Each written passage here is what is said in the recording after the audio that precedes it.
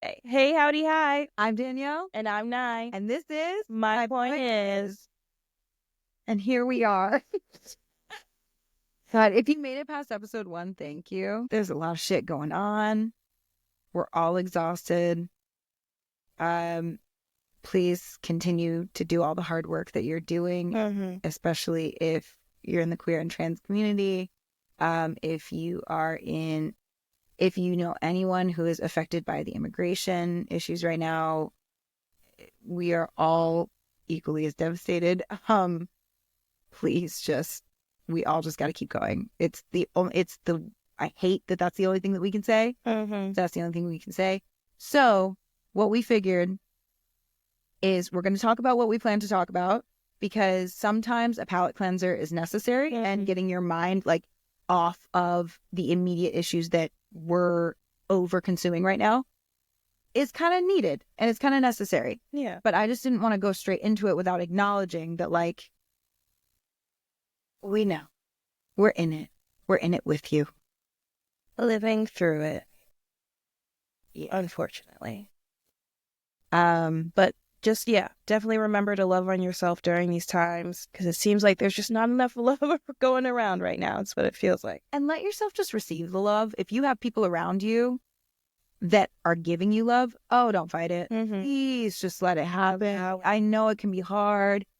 Please, this is the time. If you have anyone around you that is giving you love or wants to give you love, please let them. But yeah, so I just wanted to say that. So let's talk about something, I guess, still related, but give our brains a break. You know what I mean? Let's talk about something that else. Well, don't worry, we'll still make you think though. It's gonna be fun. We're gonna have a good time. We're gonna talk about, it's gonna be story time. Story time, how we came out, all that good stuff. Coming out stories. Which I feel like is apt for any kind of queer. I feel like whether it's a podcast, whether it's just people talking, like, this is what we do. Like, you meet gay people, queer people, you meet and you're like, oh, okay, great. So like, how did you come out? Oh, great. What was your greatest trauma? And we always just like, you know what I mean? Trauma dumping on each other. Everything just comes out. So would you like to start? This is what I was trying to ask you before off air.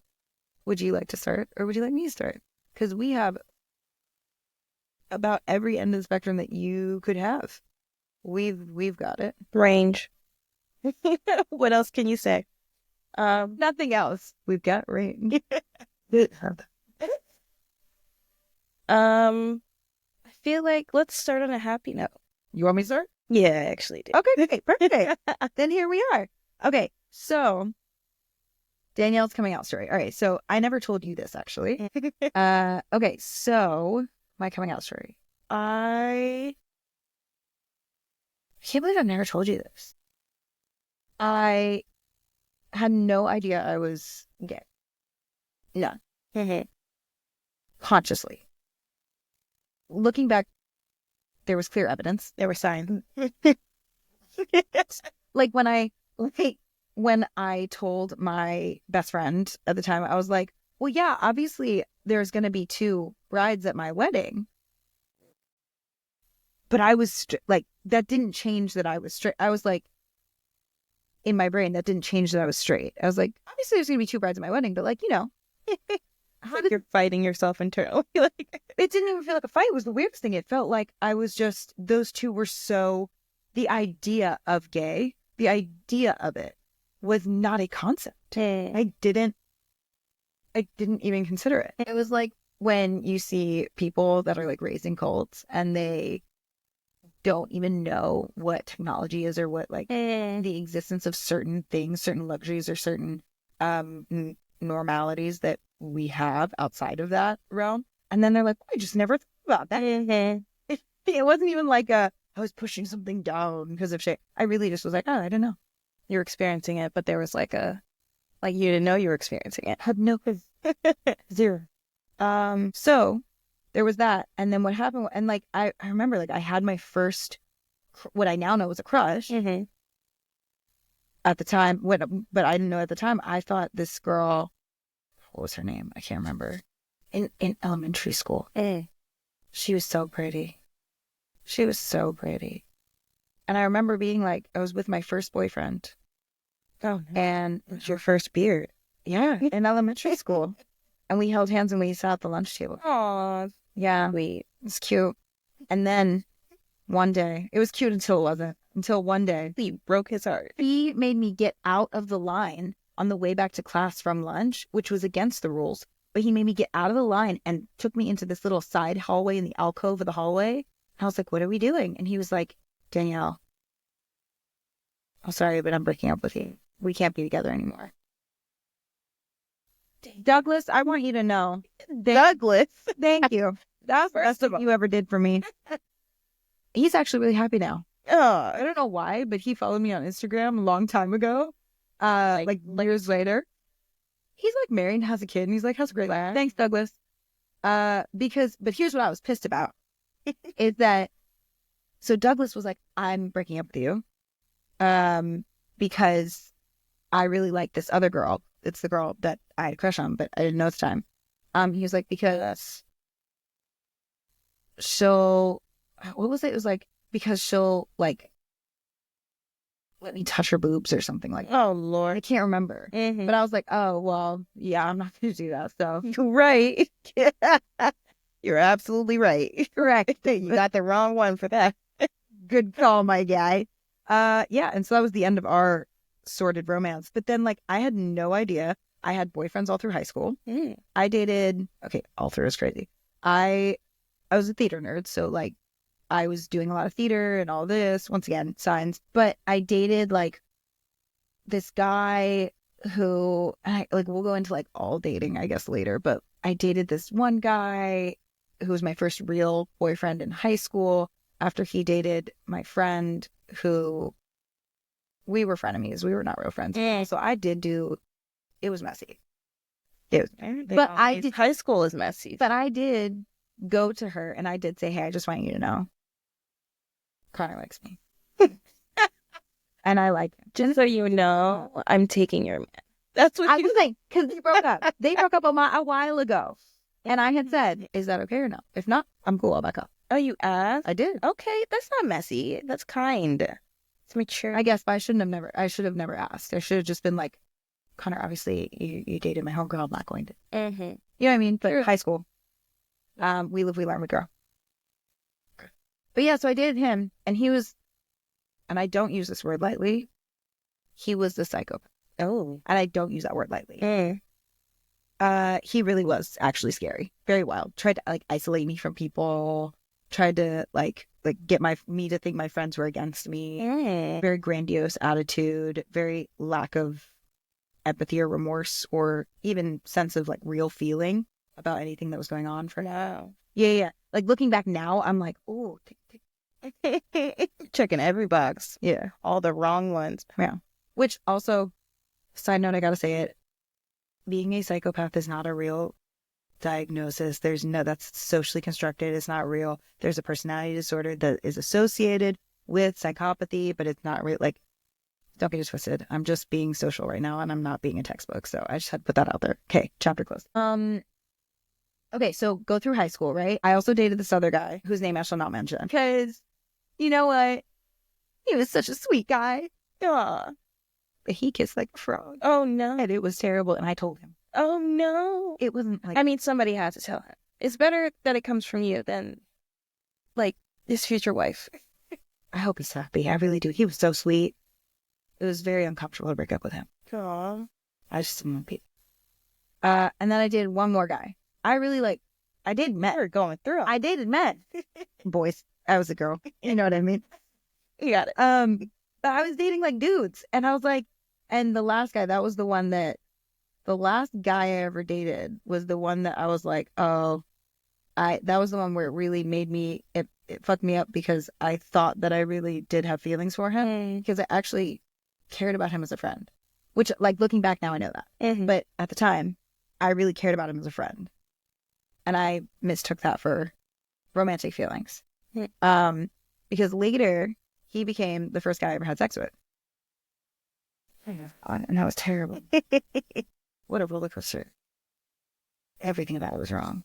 Everything you could imagine about it was wrong. Yeah, well. Proportions were all wrong and all wrong. Oh, no. Every proportion of head to The proportion. toe. Okay. And everything in between. I'm kind of confused. But a picture is being painted. Whatever the worst image you could think of. It's that. Okay. It's not where it needs to be. Oh, no. With that. So I dated him. And then we broke up, right? When we broke up after that, I was 19. Okay. We've reached late teens. Okay. Okay. This is when I had my first conscious acknowledgement that I liked a girl. Mm. Before this, the only time I had something conscious that I thought about, like, oh, that's weird, was it was like in 10th grade. Or no, I'm sorry, like 11th grade. I was at homecoming, the dance, and the famous lesbian of our school danced with me. And she was like, we were like, perreoing. And she was all up behind me, on me. And I remember being like, I remember literally having the first time feeling fluttering and feeling like, why does my body like that? And I was like, that was weird. And then I just moved forward. I was like, I don't know. Guess she got swag moving forward. Didn't clock. I was just like, oh, my body liked it. Clock, move forward. That's not weird to you. That was weird to me. When I look back, you had no reaction right now. I'm staring at your eyeball. Sorry. I'm just like, you're talking to someone who's repressed their queerness their whole life. You're right. Of course, I'm going to be like, oh, that's regular. Did that last week. Like, wait, you're right. Hold on, wait, you're right. We're going to get to you. You're right. Okay, sorry. So anyway, so fast forward, right? The first time I actually consciously knew, I was like, oh, I like a woman. 19 years old. Of course, she was a barista. Classic. Every bisexual is a barista at some point in their life. Wow, what a statement. Fact. Not opinion. It's a fact. Ask any gay person. It's true. Okay. Bisexual, just like find the bisexual community. They've all been baristas. And I love you all for that. I feel safe when I go into coffee shops. And I love that. But anyway, so there was a local Starbucks that we all hung out at because at the time, this was like, what? 2014? 2015? 2014? No, I had to win 2014. I was living in a townhome with 5 other people. I've heard of this. Yeah. It was a trap house. Yeah. It was called Casa del Sexy. There was so much that went on there. It was the best of times. It was the worst of times. Real bonds were formed, but they were not good. So many drugs. Not me. I smoked weed and that's it. Because you know what? I was the mom of the household. Me and my platonic husband, Eugene, who I still call my platonic husband. Like, I don't even put the platonic in there. That's just my husband. I love him. And he loves me. Shout out to you, Eugene. But he and I, and obviously you know this, we're still friends to this day. Like, he and I, we were the mom and the dad of that house, of that townhome. And we were the only ones that cleaned and the only ones that took care of people and made sure people weren't dying and like, or depressed. And you know what I mean? Like, it was just the trap house together. It was we were taking care of the trap house. We were trying to make the trap house a trap home. A trap home. Oh. We were trying to make it a trap home. And yeah, that wasn't gonna work. But we tried our darndest. So while living there, I was having a lot of anxiety. For many reasons. But I started to go to therapy because of it. And when I was in therapy, I had just broken up with the dude who was like Ed Sheeran, but less attractive. Oh, terrible. That's pretty. Oh, really bad. I mean, no shade to Ed Sheeran. No shade to, well, slight. No shade to his art. Okay. Before he sold out. Oh, yeah. His art, like, he's a good writer. And also, you know what? Make your money, Ed. we want that for you. Yeah. But he's not attractive. He's no GQ model. Mm. You know? Mm-hmm. And this guy was making it look like he should have been on the centerfold of GQ. Yeah. So, anyway, it was right after him. And I was like, well, sex with him was terrible, but like maybe it's because I wasn't attracted to him. Mm-hmm. Let me find someone I think is very attractive. So I called up this guy that I had known from high school who was like, listen, I don't care if I'm gay. I can recognize when things are sexy. Game recognizes game. Game recognizes it. Listen, he was good looking. He smelled good. Oh. He was like very muscular, but like not skinny, lean muscle, which like no shade if you like that. That's everyone. I feel like we're slightly throwing shade at several people. Hey, that's fine. I have my taste, and I'm going to talk about my taste. As you could. But everyone's got their own. And you know what? If you like it, you like it. And I'm glad because everyone needs love. Everybody. And not everyone should have the same taste for that reason. The point is, he really, he fit a bill for me. I was like, ooh. He was like, in high school, he was like on the football team. And like, I never dug that in high school, but like the build was there. I was like, oh, okay. And then he continued to work out after high school. Wow. And in high school, he had like this short hair where he was growing his locks out that were like short. So he looked kind of like, you know, dorky. And he had glasses. But then after high school, they were like long. They grew it like long. Ooh. And he had all these muscles and he got contacts. And I was like, whoa, not the contacts. He popped out brand new. He had a whole glow up. And I was like, yeah, looking good. Okay. And so I called him up and I was like, you down the bone. And I knew he had always had a thing for me. And so he was like, of course. Yes. When can I schedule you in? So pretty much. He ended up being not a great guy. Later in life, I really wish he could have been. Yeah. Like because he was really cool in high school. We were friends actually. Like, and he was cool, but he ended up being a douche. Didn't find that out till later though. Not pertinent to this story. Anyway, so we hooked up, and let me tell you, if I had liked men, there's no way I wouldn't have enjoyed that. He like really tried to make sure I got what I needed. Like he put in energy and effort for hours. Oh, hours. God, no. Slight brag. No. If you're not having hours long sex, what are you doing? Look, some people don't have that. You know? Maybe men. Maybe men. Lesbians, you know what I'm talking about. You do. We all do. I'm dead. That's why we're here. It's not, but you know. Anyway, it's a perk. So anyway, okay, so point is, he really put in that work. And I was like, thank you, my guy. Good time. Thank you for your service. Thank you. But I like really wasn't getting there. And I was like, okay. The only thing that I could think of that could even mildly get me into my body while that was going on was thinking about the girl from the coffee shop. Damn. That was what was on my mind. And that was the only thing that while he and I were doing whatever, I was like, if I think about her, oh, okay, that's not that bad. So I was like, okay, I got to talk about this in therapy. You're like, hold on. I was like, wait a second. There's something there. I'm not stupid. And so I went to therapy and I was telling my therapist all this, and we had seen each other a couple times.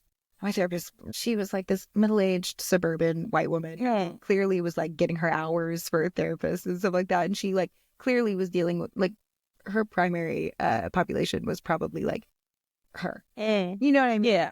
I was out of her comfort zone. You could tell, but she was very sweet, and she did try. And she was like, Danielle, have you considered that you might be bisexual? And in the session, I was like, no, I don't think so. Yeah. What? What? You know, I don't remember what her name was. Carol. And she was like, well, that's time. Think about that. She said, I don't get paid enough for you to think here. Go ahead and move on. You know, and that's time. Why don't we talk about it next session? I was like, Carol, not the time. Do that earlier in the session. You know what I mean? Later, especially, I learned, like, when I was doing therapy, I was definitely like, I never wanted to be Carol for that moment. Like, I never want to leave my clients with, like, huge bomb. Think about it for next time. I want to leave you with something that you can process. So anyway, I got in my car and I was leaving the therapy session. And as I was leaving the therapy session, this song by Maroon 5 came on. Let it be. Okay. Okay, stop. They were very influential. No words. You didn't need to. They were very influential for me at the time. Okay. Their album that was out, the one with, like, you don't know it. No, I was about to say, did you listen to the whole thing? I've listened. Yeah. You might be the only person who does. Plenty of other young suburban stuff nomads at heart. Yeah. We're listening to Maroon 5. Yeah. Okay. I'll have to take your word for it. First of all, they have some bangers. Look, every now and then, yes, you hear Maroon 5. They're always consistently, like, if you haven't listened to that specific album, because some of their albums are garbage. Okay. Garbage. But if you haven't listened to that album, I don't want to hear it.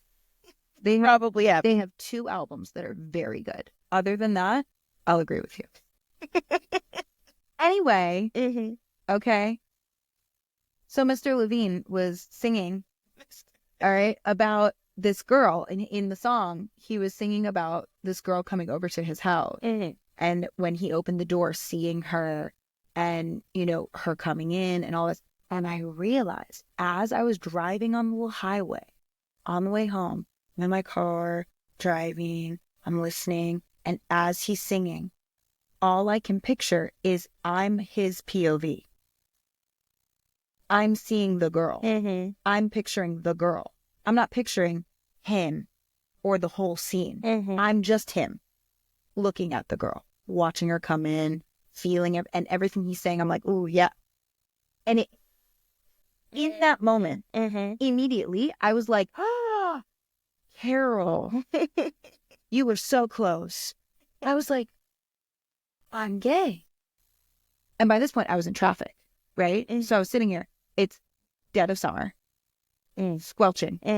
Okay, I was sweating. And at that time, I barely wore any clothes, like less than I usually wear now in the summer. And I don't be wearing clothes in the summer. I was like wearing basically just bra. But I was like, I was sitting there in my car and I was like, I'm gay. Oh my God, I'm gay. I'm gay. And I just had, and I started to say it out loud. I started to like let myself say it out loud. And my windows were down. And we were sitting I was sitting in traffic. And so I look over to the man next to me. And in the car next to me, obviously his windows were down as well. Cause, you know, and I looked at him and I said, oh my God, I'm gay. And then he literally, I shit you not, I will not forget this. He looked over, he was in the car. He looked over at me and he went, and then just turned around and rolled that window. Not like me. But I was on cloud 9. Like feeling that, saying it out loud, acknowledging it. Oh my God. I felt all of the anxiety that I was going to therapy for wash out of my blood. Oh, wow. It was, and I've never had anything like that. Like now I'm in proper therapy for other things, but that really, I was like, wow. So I went home. So immediately I told all of my family that day. I told all of my friends, everyone. And yeah, I remember like my friends were of course like, cool, amazing, let's find you a girl, it's be so much fun, blah, blah. And I think I was like one of the first ones of my friend group to come out too. And then I went and told my family, and like my siblings were, they're like, cool. They're like, yeah. They're young. They're younger than me. So like Raina was still in high school. Patrick was even younger. So it wasn't like a big, for them, I don't think we're processing it at the same time, but they were like, cool. And then my mom, I remember saying, Mom, I'm gay. And my mom looked at me and was like, honey, if you found yourself, that's really what matters to me. Are you happy? And I was like, yep. She goes, all right, cool. Good night. Because I stayed over at the house. She said, all right, good night. Sleep well, honey. And that was it. It was very sweet, but that was it. And like, my dad, I guess, is the only negative reaction, which I honestly just consider it now. I just consider him processing because he had like an expectation of what his daughter's life was going to be like. Yeah. And then I came in and was like, psych. Scratch that. Jiggy. So we were sitting there and it was the whole family because we hardly ever have like family dinners around the table, like just for special events. But for some reason we did that day. And so I told him, I was like, Todd, I'm gay. And he was like, how do you know that? I was like, no, trust me, I know. And he's like, you don't even know. Like, you would have to have gone through things and learned, like, you haven't even really, like, done anything. And I was like, no, Dad, I know. And he was like, well, have you even had, like, you haven't had, he didn't ask me, but he was like, you haven't even, like, tried men. And I was like, no, actually. I was like, actually, Dad, I have. And I had to look my dad in the eye and be like, yeah, actually, Dad, I have. And I'm good. Super good. Cool off that. That's not for me. And so that was my coming out. That was my first big coming out. And after that, everywhere I've gone, I've just been like, I've actually had people tell me that they either figured it out or weren't surprised. And I don't know why, because I'm obviously, very femme presenting. I was like, are you going to say it? Like, no, I mean, like, in the world of, God, that's scary because that's where we are now. In the world of possibly needing to hide, I would blend. Yeah. You know what I'm saying? Yeah. I could be hetero passing, which I don't like, but I'm just high femme. I'm just high femme. So a lot of people didn't know it off the cuff, but then everyone had said, who I met after this, said to me, I didn't know it looking at you, but the minute you spoke, I was like, oh, she's gay. I'm like, oh, okay, cool. I actually love that. Before I told them, it wasn't like I was like, hi, my name is Danielle and I'm gay. I'm gay. Me, gay. But yeah, it was, so that was my coming out. And then what ensued after that was a long saga of love and heartbreak and young passion. It was good. We'll do that a different time. But yeah, that was me. I mean, I'm happy that you had like a realization and it was like you with yourself. That actually sounds like really like refreshing to not need that external like validation, or not, to just sit with yourself with it and be like, sit in your truth. I don't know. That sounds really nice. Isn't that weird though? Weird? No, what do you mean? Not weird and about weird. Trigger word for you. Weird? So how dare you? Take the shame out of weird for like 2 seconds. Okay. Isn't it like odd to think though that, because I even think that now looking back, where I'm like, I really just sat in my car alone and was like, oh, me and Levine, we figured it out. You know what I'm saying? Yeah. Oftentimes you hear about like, there's a lot more there's a bigger communal aspect. And I'm not saying that other people did not affect and weren't a part of it, but like, yeah, it was me alone doing it. Just like the idea that it was just for you. You didn't like, you sat with it and knew it without having to have other people validate it at the time. Like that to me that's refreshing, because that was not my experience, I don't know if that makes sense, but no, it does. I just really don't be listening to other people's opinions. Like, well, we have some differences. I know, like, I listen to my core group people's opinion. That's all. Yeah, I was always like kind of taught to listen to external voices a lot, because like, yeah, always worried about like how people have thought about me, how for safety reasons, like being like a Black family in like a predominantly white area, but also because our family wanted to uphold a certain image. Yeah, I was gonna say, because my mom did similar things, not so much, not for safety reasons, but for that, for like, there's a social aspect of it. Yeah, you want to look a certain way. I just didn't like it. Yeah, no, I didn't like it either. But definitely sat in it for a while and let it happen. Sat past tense? I would say, yeah, past tense. I know you may not see it, but look at me now. I definitely have face tattoos on my You do. Wait, You do though. I know it's not like You do. I'm not like completely out the box, but yeah, compared to what I was before, I'm definitely more myself than in the past. I do. Yeah. You want me to say it one more time? You do. That I do. But no, I like that story. I think that's so cute and It's so a heartfelt tale. I love it. Heartfelt tale. A random man gave me a thumbs up when I said I was gay. Yeah. There was a time where I was obsessed with looking up on Google androgyny. I was just obsessed. It's the same thing as like, you know, when you're young and you Google, am I gay? I was Androgynous. no, because then I looked up androgyny, and a lot of what came up was like a bunch of like That white women, but like was short. with short hair. But then one image, there was one image of Rihanna's short haircut. Yeah. So whatever year that was, that's the year He was young, yeah. that's the year that I was like, okay, to be androgynous, I need to cut my hair. And that was the only part of myself that my mom would let me change. So I did get a haircut, and it was so what I now know to be affirming, because I did not know why it felt so good to have that haircut like that.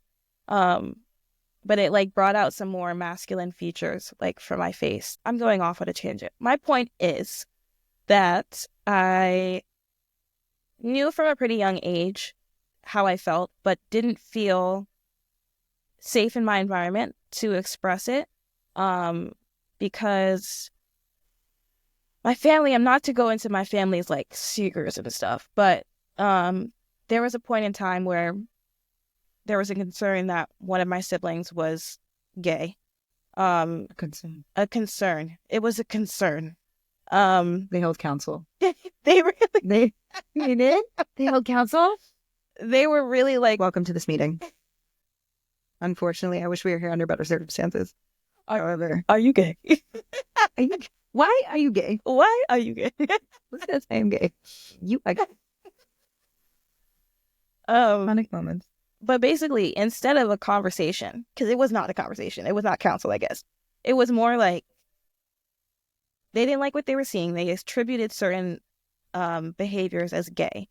So when my sibling did these behaviors, they just beat him. Like it was just beat the gay away type of vibe.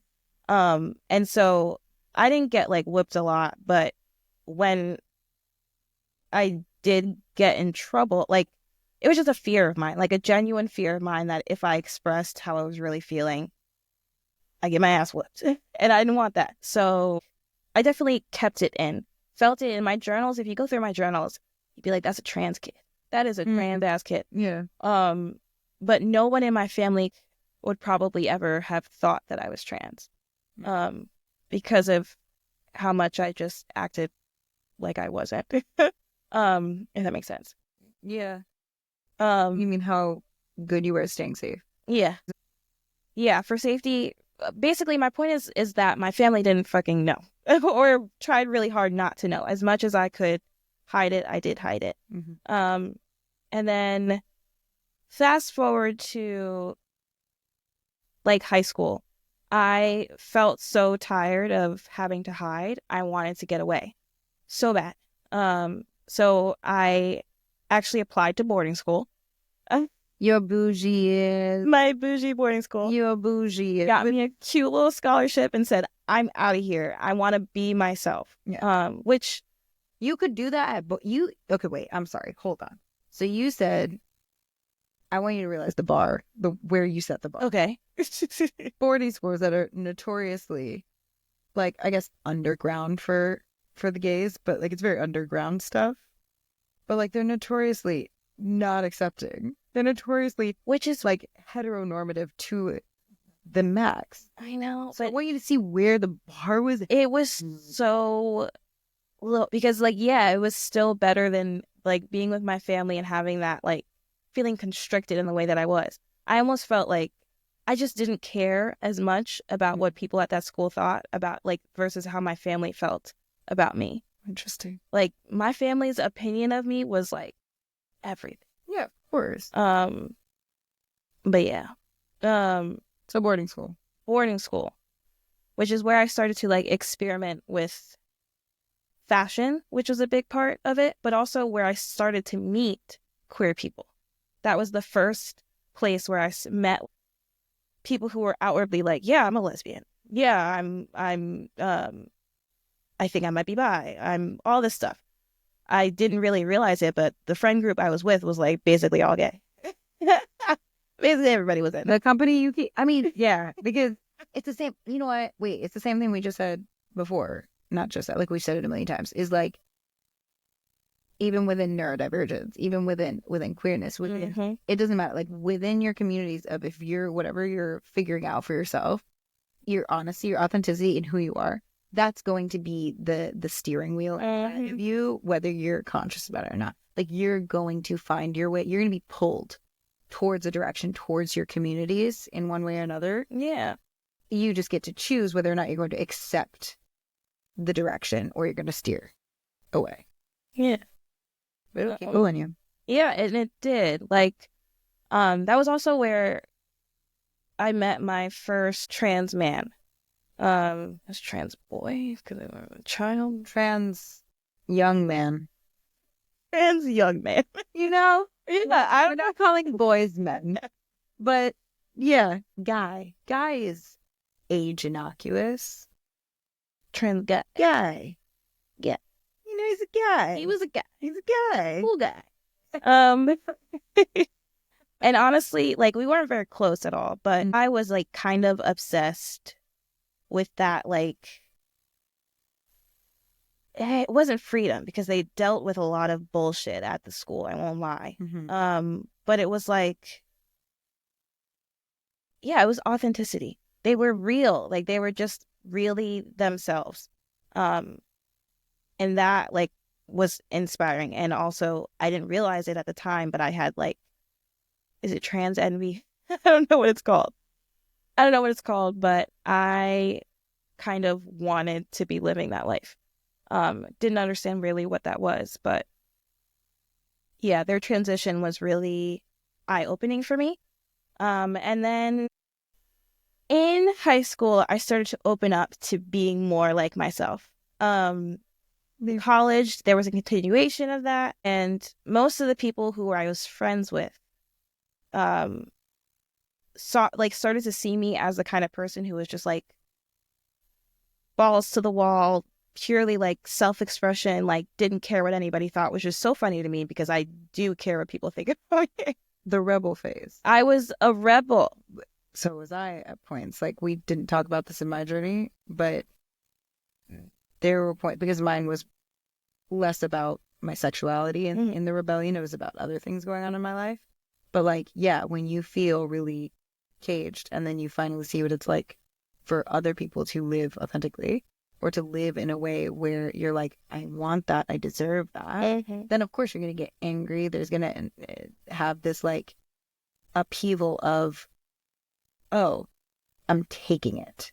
If no one's going to provide it for me, I'm making it happen. Yeah. You become that little like... I fully did. Yeah. I was shaving the sides of my head. This had to be like 18, 19. That's the age. Yeah. That's the age. Yeah. I was doing my own thing. Or really, I mean, there was other people doing it, but it felt like my own thing. I felt like more like me. And that's like, it started to get to that point. I started to think about like queerness and that stuff around freshman year of college, sophomore year of college. But then I got hit by a bus. Not literally, but the bus. Oh my God, I never knew that. Did you see my face? I was like, you were hit by a vehicle? Oh my God.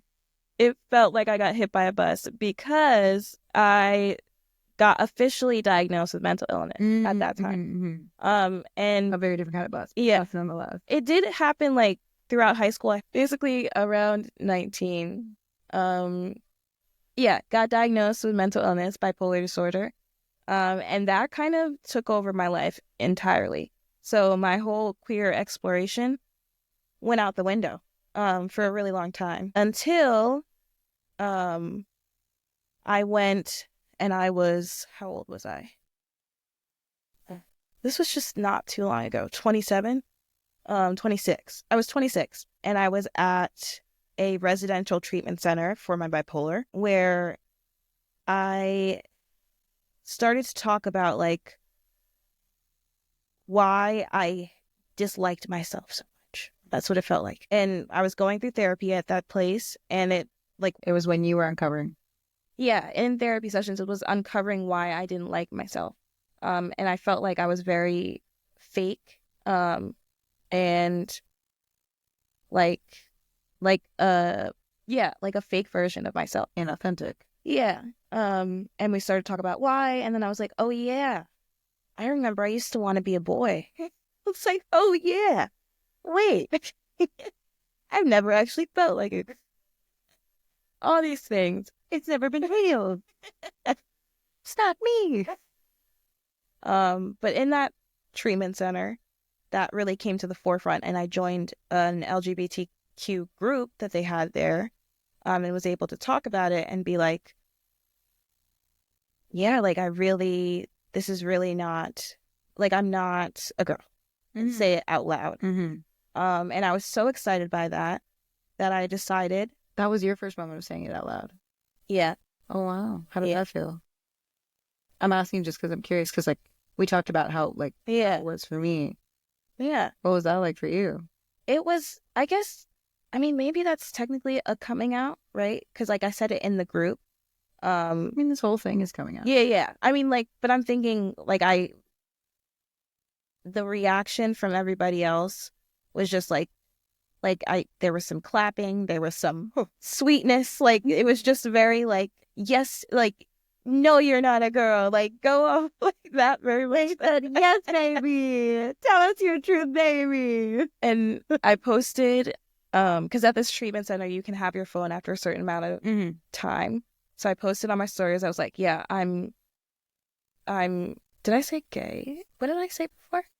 Not a girl? No, a girl. I was confused. I was like, why did I say that? No, anyway, definitely I got it. We've stuck with gender. Okay.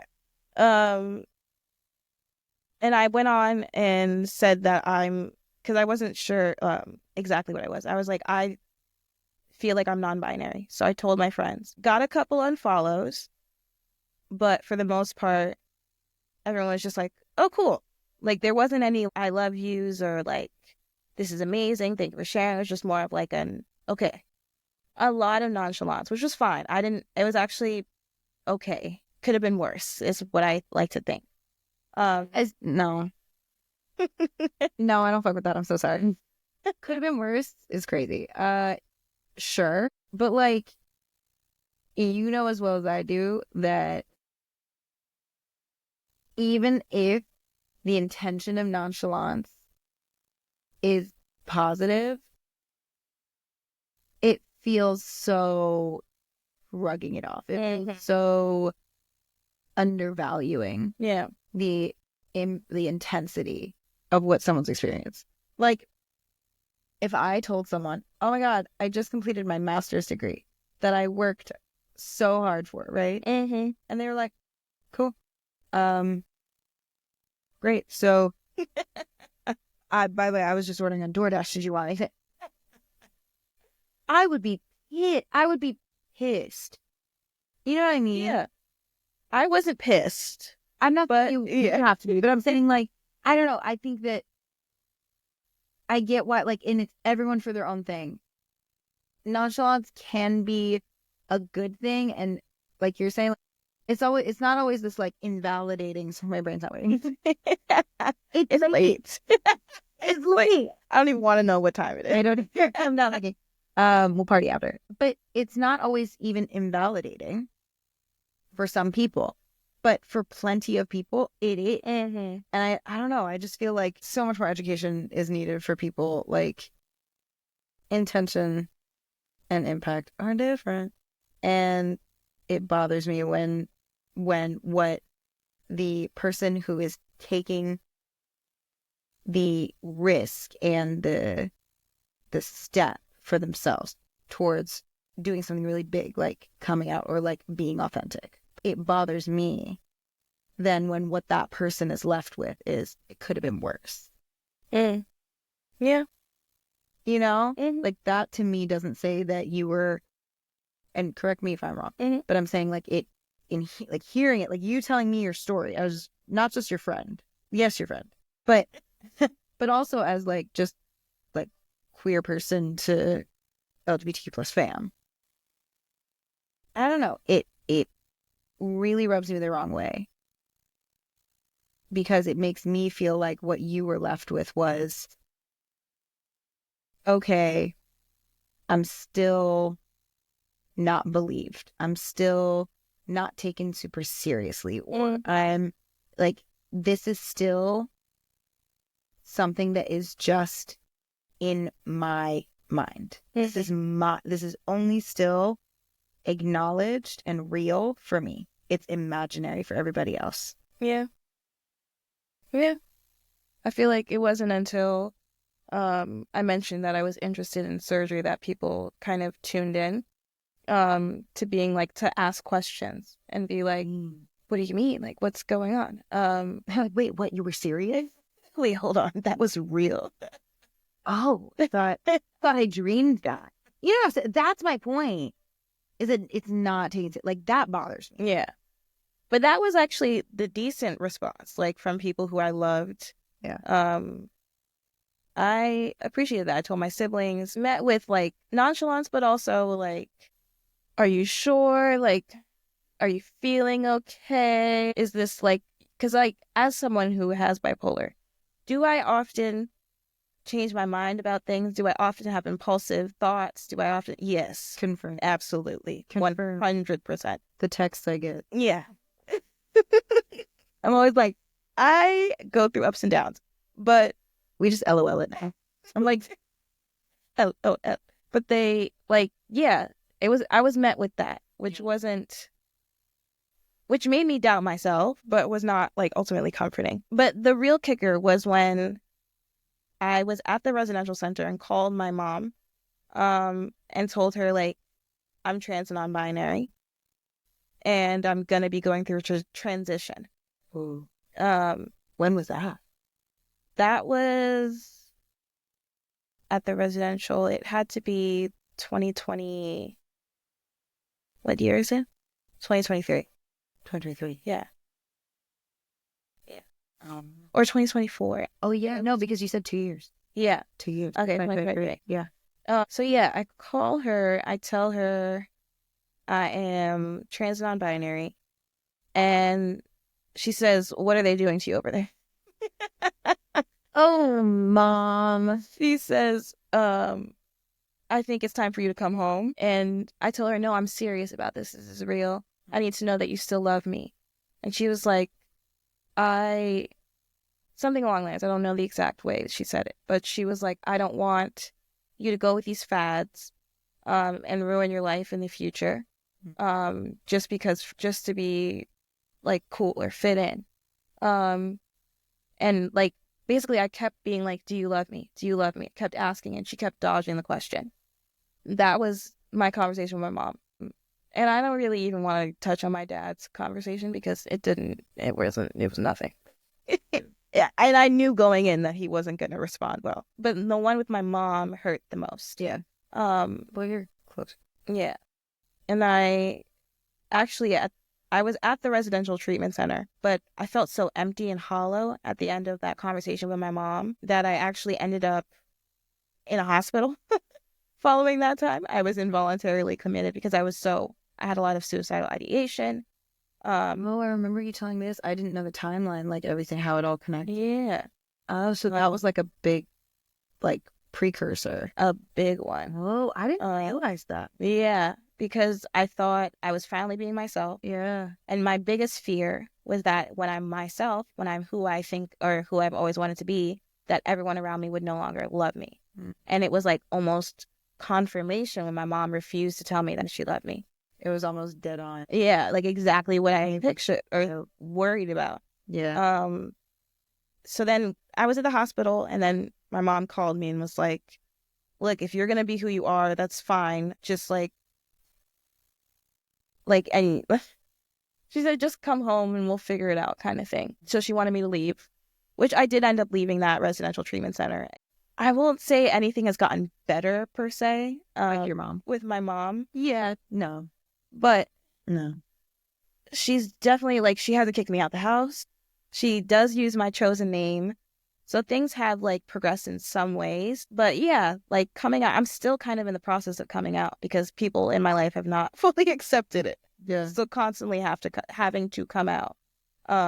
Because there's just like I don't know, there's a disconnect for a lot of people. And now coming up and going into my surgery, I worry that that's going to be my real coming out, and then I'll get the real reactions from people. But that's like a fear. But that's kind of my coming out story. Which, by the way, yay for your surgery. Yay for surgery. We're less than a month away. So excited. It's like, yeah, it's like a mixture. I'm so excited and then also scared, but it's so exciting. Yeah. Major surgery, and also it's life-changing. It's life-changing. It's going to make it visible is like the thing that's different for me, but I'm also super excited about that. Like, I want to be seen by my people. No, there's something so big about being visible. It's like actually on a totally different level. Like, that's kind of what I was talking about being like, I know I'm high femme and I'm less visible because of it. That's the wording I was trying to find and didn't have the time. It's really nice when you feel visible. Yeah. Like, I only feel visible when I'm on Yamelia's arm. If I'm physically holding her hand, where it's like she got, her arm around my waist, and then I'm like, yeah, yeah, no, you know what I mean? That's Poppy. But when I'm just out and about, someone could confuse me. They never could. But but let's say someone just looks alone. If I were just standing there, not doing what I do at the club, then someone easily could confuse me for like just one of the straight girls that goes to the gay club, which like gentle tea, gentle shade at you. You're welcome. We're not good. It's okay. But the club is small. It's in New York. The club is small, but that's a controversial subject. That's a different subject. That is. So, it's like, as a woman, I get it. As a gay woman, I get the other side. I know that's a tough one. But anyway, point is, I get what you're saying. Being visible is so scary. And there are parts of being not being visible that come with major privilege. Yeah. But then also being visible is really, really empowering and really beautiful. When Raina, my sister, when she started to really be herself and just dress like herself, she got whole half of her head shaved and she's getting her little, what's this piercing? Industrial. That one.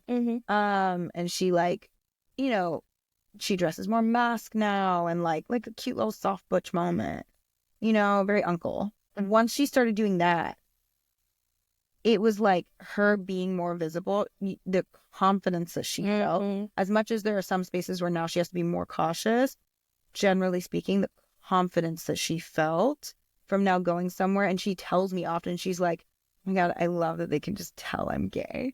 And I'm like, yeah, they sure can. There's this huge part of me that's like, I am really jealous about that. But if I'm sitting in my authenticity, now I'm dolling up. These are not practical. But God, they are beautiful. Gorgeous. I love them. I'm dolling up. You know what I mean? So it's like, you have to go with what is authentic for you, and you have to just know that regardless of your expression externally, your authenticity and how you hold yourself, how you present yourself, it will shine through if you support it, if you allow it to. Yeah. Because even without your surgery, first time I walked into the office and met you, what is one of the first things I told you? I was like, oh, wait, you're fam. Oh, wait, you're fam. I knew that off the bat. I didn't know in what way. Our fam is big. It's a lot of us. It's a huge umbrella. But I knew you were in there. Because your authenticity just will, who you are, it's just going to be. I just remember I was so tired coming back from the field at work. And I'm like going to the door, knocking to get let in, and all I see is this big smile when she opens the door. I was like, what is she looking I remember because I was like, I walked into this office the first time and it's a very straight atmosphere, a lot of heterosexuality and a lot of like just, I stood out in so many ways. And it was just really like, you walked in and I was like, thank you, Lord Almighty. Whoever, whatever is up there, thank you, God. Because there was one person that I was like, oh, we're going to be friends. We're going to be friends. And I'm excited about it. Mm-hmm. And I just knew, like, off the bat. So that's the thing. Even though mine was a lighthearted tale and yours is a dark and stormy ongoing saga. Yeah. It's a current dark and stormy night. Mm-hmm. I think that it's important to be able to have all experiences presented. Mm-hmm. I'm not saying I want that for you. I don't. You had to suffer. No, I'm kidding. we don't want that. But I'm saying that like coming out is such a topic that gets talked about in such radicalized ways. And I think really intense ways, I think is a better way to say it. Like people either, they use it as this test of validity of your queerness. You know what I mean? Mm-hmm. Not, and I want to say that nowadays people are much better about it. I think especially with like Gen Z and Gen Alpha, they're much better about it. Mm. But like young millennials, older millennials, and definitely past them, but we're a lot like, well, are you out? Are you really LGBTQ plus? Like, where are you? You know what I mean? And then use it as that, where it's so not the case, and it's so important to talk about it where coming out is not for everybody. Like you're going through a process right now that is so powerful, but it is hard. Mm-hmm.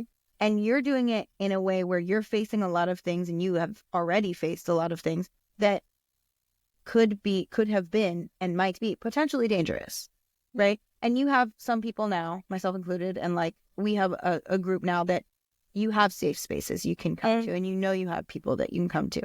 And if you have that, you always need that. Like if you don't have that, you need it. We need to, like, that's so important to find. And we'll talk about how to find that later. But it is a hard thing to do, and it is not safe, right? You're doing it in the safest way you can. And you're doing it in increments in the ways that you feel safest to do it, that you've expressed to me. I'm not trying to put words in. I'm saying like in the ways that you've told me, this is what I've gotten from it. But overall, no, this is not an easy or safe or it's not a lighthearted tale. No. And I also almost like wish that I had more examples of other ways to like come into your authenticity than what I did. I felt like because as soon as I realized for myself, like realized really, that I was trans, not binary. I don't know why I said it like that. But as soon as I came into that realization, I thought the only way to make it very real was to share it with people. Like looking back, if I could do it all again, I would wait till I was a bit more independent and then like figure it out for myself and then share it with people. I felt like almost like I had only seen it expressed or seen it done that way, like that sequence of events. You figure it out. You have to tell people. And then you get to like live your happy life. But that's kind of what I'm saying. Exactly. That's what I'm saying. Is like it's been branded. Coming out has been branded as like when you figure it out, you got to tell people, or it's not real, and you can't develop it. Yeah, and that's not true. Because there are plenty of people that are in situations that not in no way am I trying to compare it, but I'm saying that are even more dangerous, and like they're in situations where it's like life or death, literally, and it's not possible at that point in time. It's really not like you have to be stealth. You do, and you just have to exist like that, and that's hard. And that's when like family and community, chosen family and like community is even more important, because you gotta if you're not even a little bit yourself with at least even one person, it'll eat you alive. Yeah. That's why you get all the mental health concerns that we know and hear about and work with and all that. I'm glad that you said that, because I feel like I get why you said it. I think for you specifically, though, knowing you, I think you would have been waiting longer than you needed to. Mm-hmm. You know what I mean? Yeah. Not for everyone. I'm saying for you. Like, I think so too. waiting for you to get your independence in other things like that. I would have been 37. no shade, Hosey. No, which is fine. No shade, Hosey about it. But like that, you also have to think about like all of the things that you're dealing with. We're not just managing like your trans journey, your mental health journey, your financial literacy. Like, yeah, you don't even know what you do. Like, you don't. I just be doing random shit. I know. That was crazy when you showed me an $800 camera today. And I still want to get like you could just buy it. Like, no, that's crazy. I know what your paycheck is. Okay. You get the same paycheck. Okay. You get the same paycheck. Do you not believe in me? I can make it happen. I know that if I can't buy it, you can't buy it. Facts. So, point is, you got a lot of things that you're working on, which are all fantastic, and you're doing a great job, and I love you. Thank you. You really are. This is why I love you. But I think for you, holding out would have been more detrimental for you than the way you did it. So even though fair regrets are valid, I am really proud of you for doing what actually your authentic self said. Yeah. I'm just going to do it. Even if it wasn't for the right reasons. I feel like it wasn't it wasn't maybe the best motivations for why, but I think it played in your favor, actually. I think it did too, to a degree, because like I said, at some point my worst fear came true, or felt like it came true. But now, like, once I got past that point, it was very much so like, well, damn, I got through that shit. Like, the fuck? Right? I can move on. Like, I can do, like, let me just fucking do this. Yeah. And that was when I started plotting on the surgery. Like, it was just very, like, it was a release of sorts of that, what was, like, holding me back. Yeah. Even though it was difficult, and if I hadn't been in a facility, I don't know how it would have gone down, but I was in a safer space to do it at the time. And yeah, I don't know. It's a shedding. It was a shedding of, like, who I was supposed to be, or, like, of how I felt like, yeah, I don't know, just the expectations, all that stuff. Yeah. So I'm not mad at that and how it went down. How that part came out of it. I'm not mad at that. But I'm not gonna lie. I wish it was a different story. I do. A lot of times I think about it. I wish it was a different story for you too. Yeah. I wish I couldn't have a job. What? I wish I couldn't have a job. Oh, I see what you're saying. I wish that my job was not needed. Because then my people would be happy. Yeah. I'd find something else to do. I'd be an actor. Then I'd have a whole nother job. That'd be great. But this one's more important. You know what I mean? But, like, I really do, because I don't know. I guess my point in all this is, like, if you either can't or don't want to, or don't feel like you want, like you're ready to come out at any point in time, don't do it. If it calls you and you feel that pull in that direction, and you're like, do a quick scan. Am I safe enough to do it? Cool. Do I have a support system enough to do it? Yeah. Yeah. And you're feeling that pull, and you're like, all right, okay, then go for it. But if those two things don't check, and you don't feel that pull, especially, there's no reason. There's nothing you have to prove to anybody. I know people, like, I had a friend in grad school who he's a gay man, and he from India, and he was like, I can't be doing that.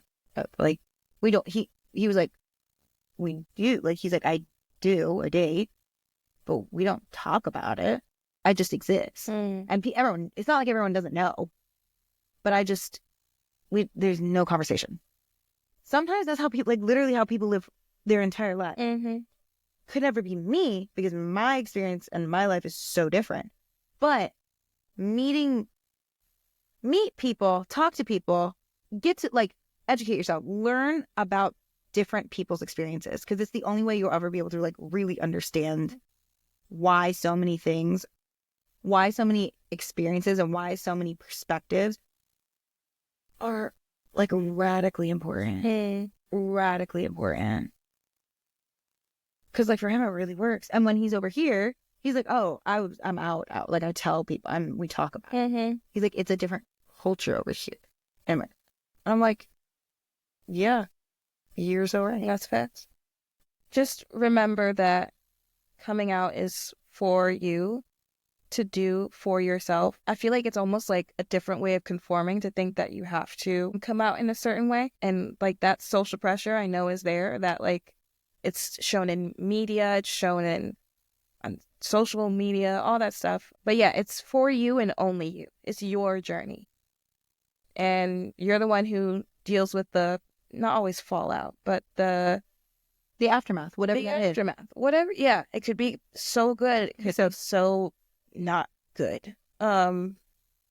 So yeah, be very intentional with the way that you come out. Wait, Yeah. that's the point. That is the point. Yeah. Be intentional with it. Wait. That's great. That's the point. Yeah. Be intentional about it because it is for you. That's right. Yeah. Well, damn. And you know what? If you want to tell us your coming out stories, We'd love to hear them. Love to hear them. I'd love to hear them. Beat mine. No, I'm kidding. Find me on it. Beat mine. Oh no. Beat mine. Yeah. Oh, by the way, we want all this, the whole spectrum. P.S. Adding to mine, because if you're going to beat mine, this is important. My other two siblings, both of them within the next like year or two, they came out, they're gay too. Ooh. Started the whole gay wave. Yeah. I will give it to Patrick, my brother. He's the youngest.